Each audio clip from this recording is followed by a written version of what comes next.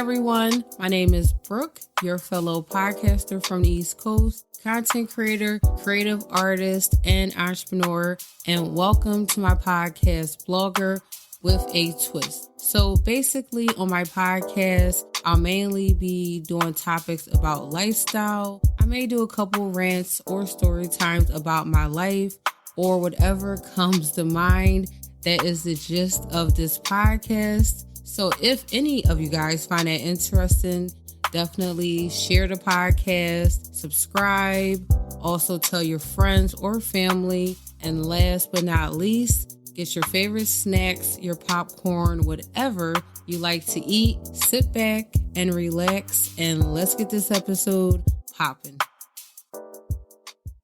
Well, hello you guys, and welcome back to a new episode.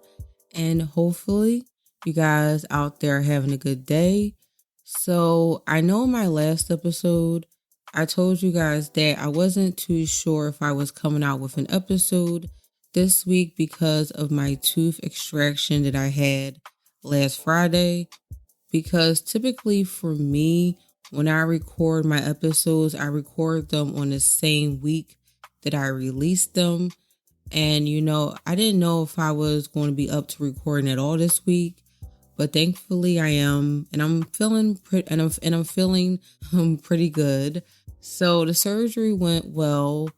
I will say that when they did pull out my tooth, I definitely felt more pressure than when I got my other teeth extracted last year. I don't know if it was because the tooth was infected or because it was the last molar on the right side of my mouth, like on the bottom. I don't know, but when I tell you guys, I was clenching my fist and closing my eyes, just waiting for it to be over, which, it wasn't a long time, but still, I was just like, oh my gosh, why is there so much pressure?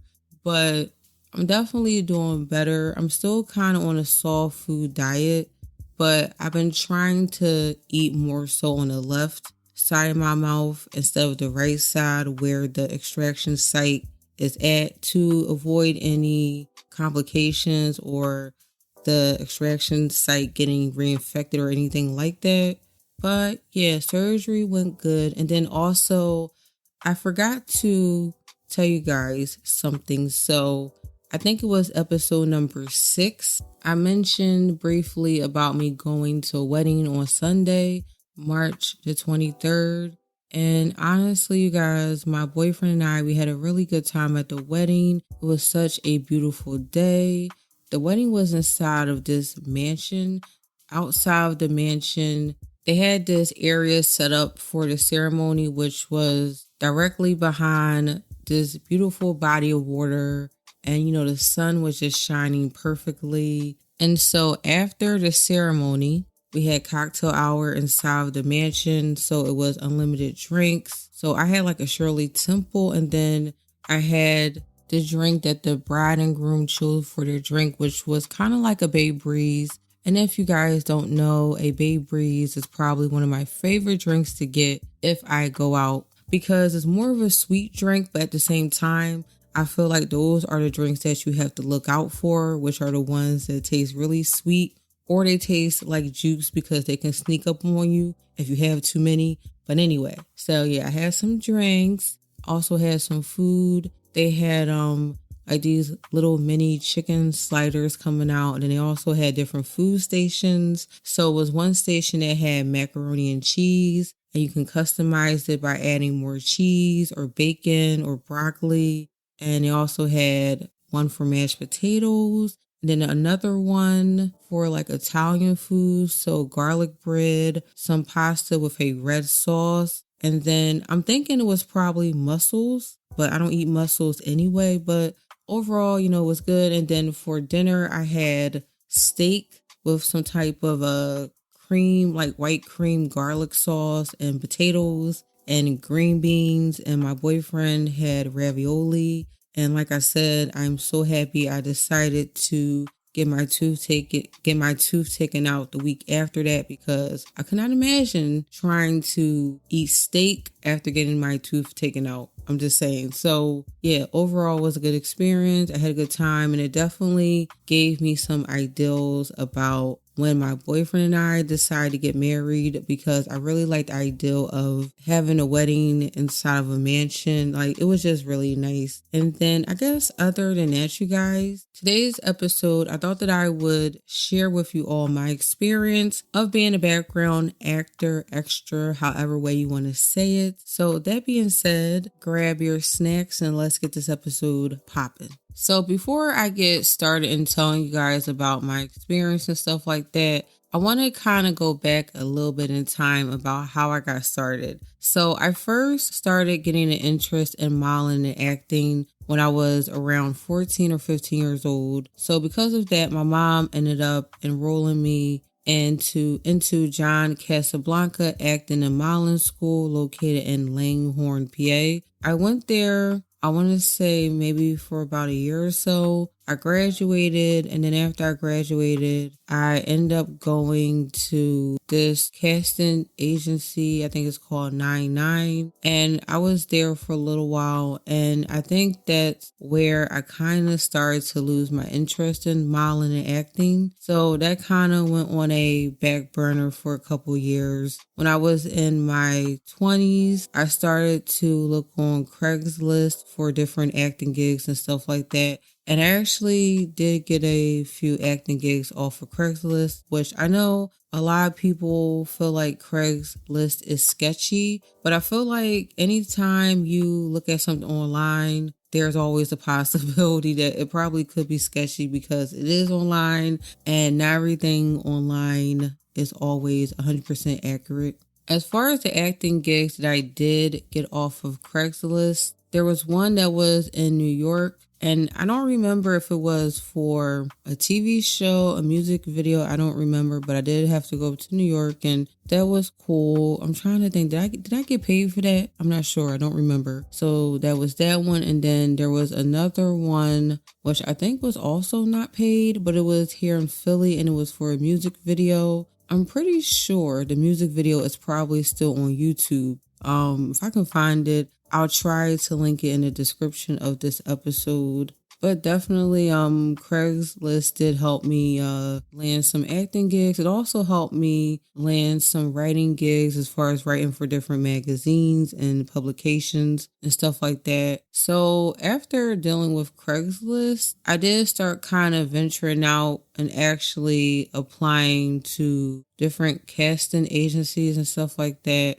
I would definitely say my biggest break was when I got casted as a background actor for the movie Creed 2, which I believe was back in 2018. So the name of the casting company that actually booked me for Creed 2 is called Harry Loftus Casting. They're located here in Philadelphia. I forgot how I even found out about them. I think one day I was just on Facebook, and I think I was looking up casting agencies or something like that. And so I ended up getting booked 3 times. So the first time was for a volunteer scene. And so that shoot, I had to be on set at 6 o'clock in the morning, 6 a.m. Okay. And I believe it was over at like 2 o'clock, 3 o'clock in the afternoon. So if you guys remember, there's a scene in Creed 2 where Michael B. Jordan is coming inside the boxing ring, and it's really dark, and you got like these flashing white lights, and it's kind of like creepy music. So that is the scene.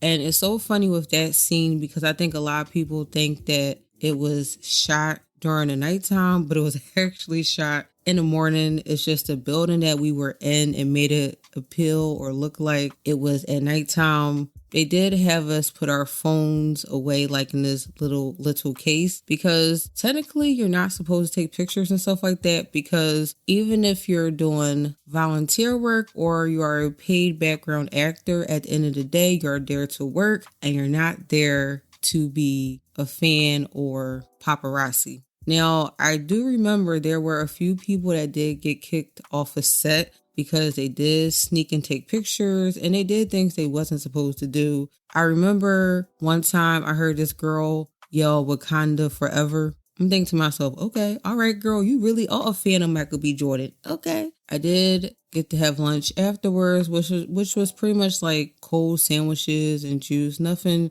too special. And then the second scene I was booked in, I couldn't even go because it was last minute and I could not call off of work. And that scene was, I think, shot at Max's or Maxie's is basically a place here in North Philadelphia that sells cheesesteaks. And then the last scene, that is when I was casted as a paid background actor. I kind of mentioned a little bit, I think in my last episode, about where I sent in like 50 submissions because that was the last time that they were casting and booking background actors and stuff like that. So I remember the day that I actually got the email saying that I was actually booked. I was out with my mom. I think we had just came from Arby's or some type of fast food place, and I got the email saying, congratulations, you've been picked for the scene. So the scene was kind of like an upscale Vegas rooftop party. So I had to go home and find something in my closet that screamed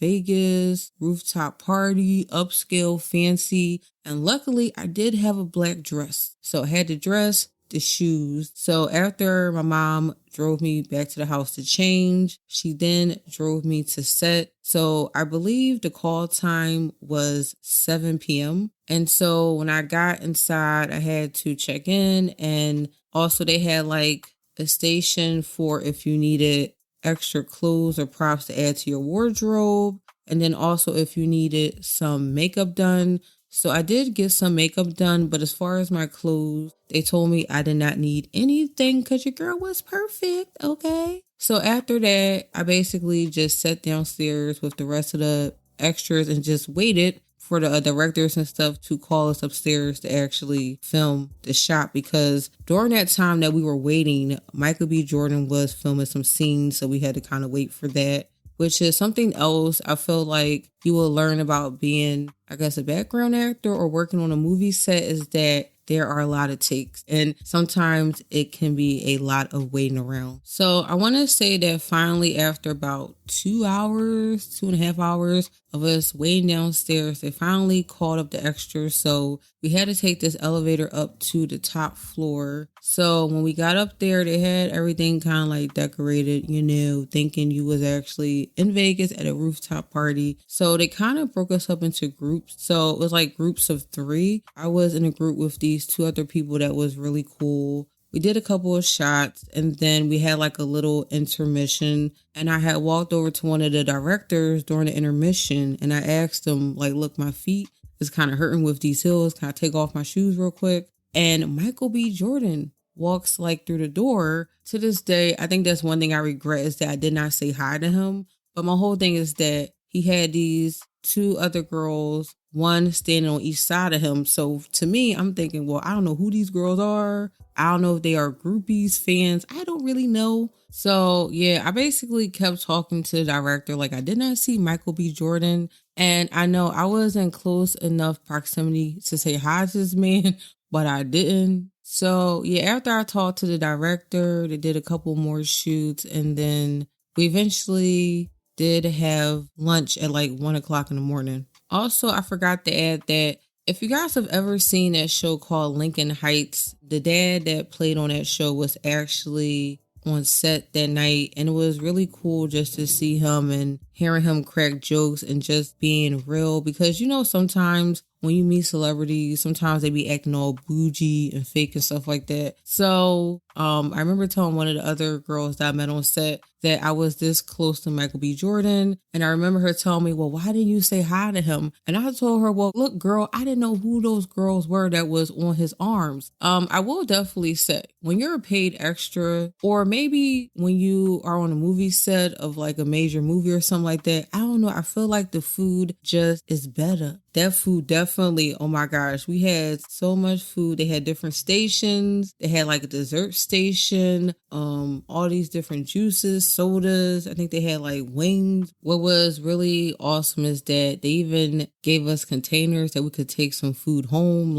So that was was a really cool time, and just my first time being on a major movie set and just seeing everything that goes behind the scenes, because I feel like a lot of people don't realize that the stuff that you see in the movies and stuff like that, some of the things that you see on camera are not really real. Perfect example, and the scene that I got paid for, which I feel like they never even used that scene in the movie. I don't know why. I remember they gave everybody like this fake money. Like from the distance, if you saw the money, you would probably think it was real, but it was actually fake. And then they gave us these cups, which you would probably assume was alcohol in the cups, but I think it was just soda. So like I said, there are a lot of things that to the eye when you're watching a movie you think is real, but in actuality it's just made to look real. That was that. And then the second movie that I got booked as an extra for was, I think it was 17 Bridges, and Chadwick Boseman starred in that movie. If you guys don't know who Chadwick Boseman is, he played the main character of Black Panther, but that shoot was more so considered an overnight shoot because I think I had to be on set either 8 o'clock at night. It was definitely in the evening, but I did not get home till after 6 o'clock in the morning the next day, despite it being cold outside, okay? They did have food trucks outside, so in case you want to get like a little snack in between of filming, they had like this one food truck. They had chili, which was really good. They had some other food trucks. So after doing a couple of scenes, we had lunch, I think at like 1 o'clock in the morning, somewhere around that time. We walked over to this building to have lunch. And I have to say, if I had to compare the food from the set on 17 Bridges versus Creed 2, I would definitely say the food on the set of Creed 2, in my opinion, was a little bit better. But overall, the food was still good.